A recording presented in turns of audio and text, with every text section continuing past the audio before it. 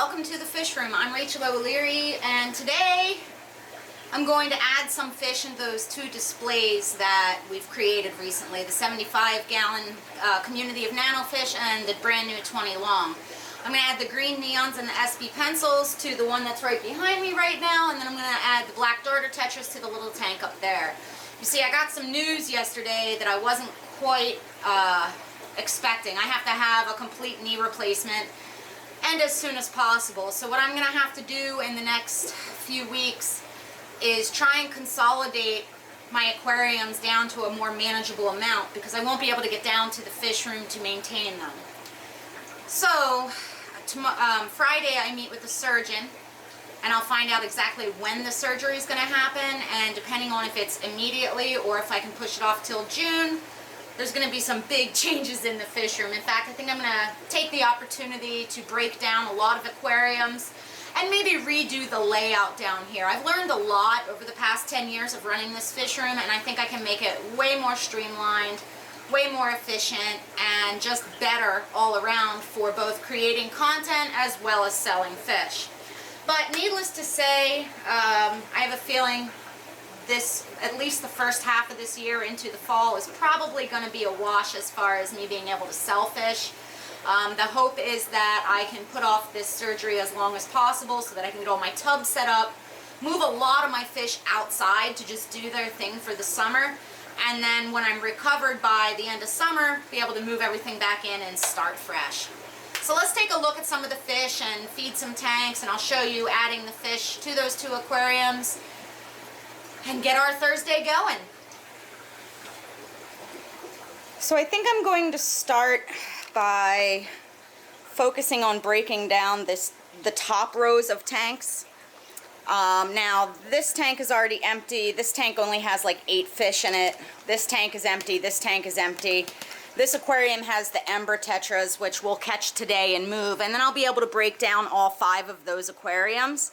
And by breakdown, I simply mean I'm going to drain, move the plants, clean the filters, and let them go dry for a bit.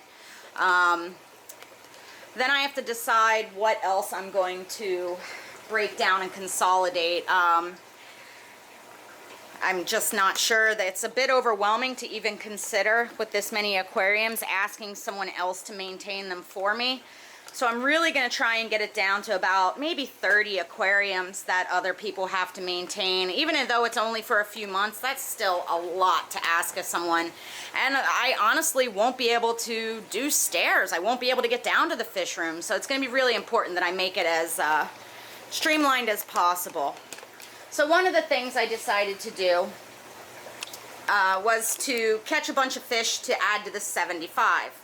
Now, I just gave it a big 50% water change. Again, there's about 50 otocinclus and an apistogramma pair. The otocinclus I got in January 8th. So they've had a good quarantine. They've been doing really well. They all have nice round bellies. So I've caught about, oh gosh, I don't even know, maybe 40 or so green neons, which you guys voted for.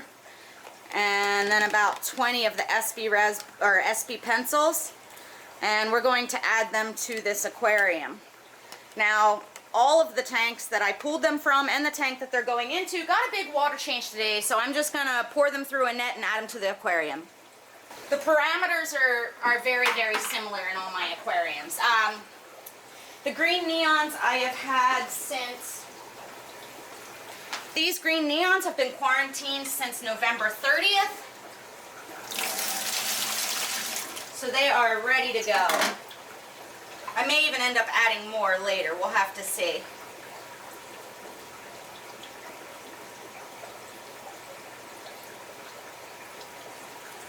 I'm excited to see how these guys interact with the environment. And then I'm going to add the pencils.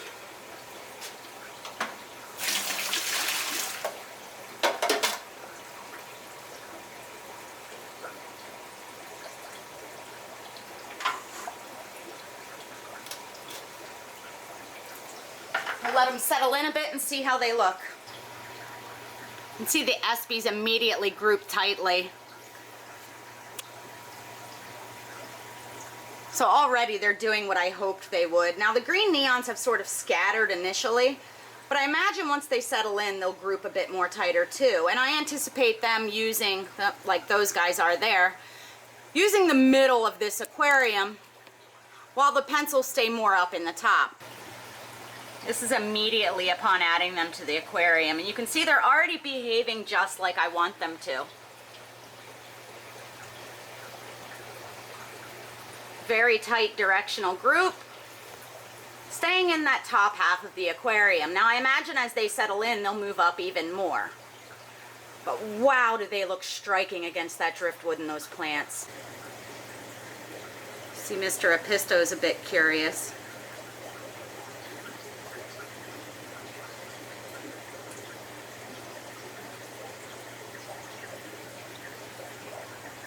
See some nice fat odos.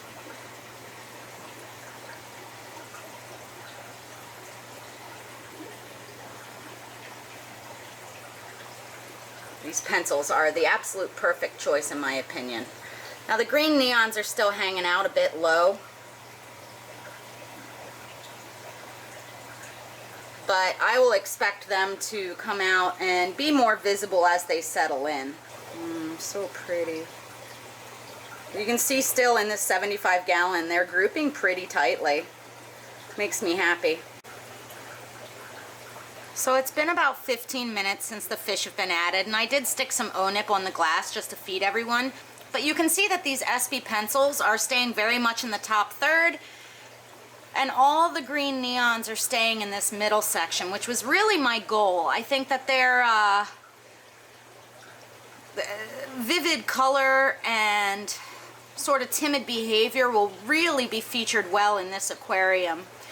So as you can see, they're exceptionally colorful and really just striking against the green plants. You can see the Epistogramma swimming around there, and there are Otocinclus everywhere, just grazing and being as happy as can be. You can see how good and happy all those Otocinclus look, grazing on that leaf litter. In fact, you can see that the leaves have become transparent because they graze on them so much, so I'll have to add some more here shortly. But I really think one of the tricks with keeping Otocinclus well is not only keeping them in big numbers, but making sure they have enough appropriate surfaces to graze on. If you look at these guys, their bellies are absolutely round, and they really look fantastic in this aquarium, and that's because it's exceptionally suitable for them. There's all these wood surfaces, plant surfaces, and leaf litter for them to graze on, ensuring that they are constantly able to be foraging for food. All in all, I think this aquarium is going to be a super fun and active one, and I may end up adding more fish as well. But for now, I think this is a good stocking density to allow the nitrifying bacteria to really settle in before we try and add anything else. And I really can't wait to see how this develops as the fish settle in and are really happy. But again, look at those odos.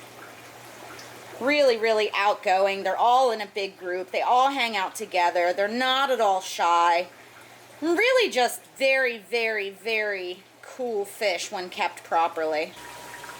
Now I also wanted to update you guys on this aquarium. It's cleared up beautifully and I think it looks really nice. I think I'm going to throw some of the darter tetras in here today. So I'm going to go ahead and catch them and do that. So I caught a group of the black darter tetras to add to that aquarium, and as you can see, they don't look like much right now, but I'm really excited to let them color up in a planted environment for you guys. So let's go ahead and add them. Now I've dropped a cube of baby brine in here. This is immediately upon adding the fish to the aquarium, and for right now they've seemed to have completely disappeared. I'm hoping that adding some of this baby brine is going to get them to come out of the woodwork a bit. So while I let those new darter tetras settle in, I thought I'd come over here and check out and see how these fish are settling in. As you can see, the green neons are way more visible and really going through the plants quite openly. in the bottom half of this aquarium with the pencils way up there at the top. It makes me super happy to see everyone behaving in the way that I predicted they would in this large aquarium. And I think over time, as everyone hits maturity and full coloration, this is going to be an absolutely stunning display. In the meantime, I'm going to go around and feed a bunch of aquariums, put some music over it, and let you guys just enjoy the fish. As always, thank you for your continued support. I hope to see a lot of you at the Big Fish Deal next weekend in Maryland.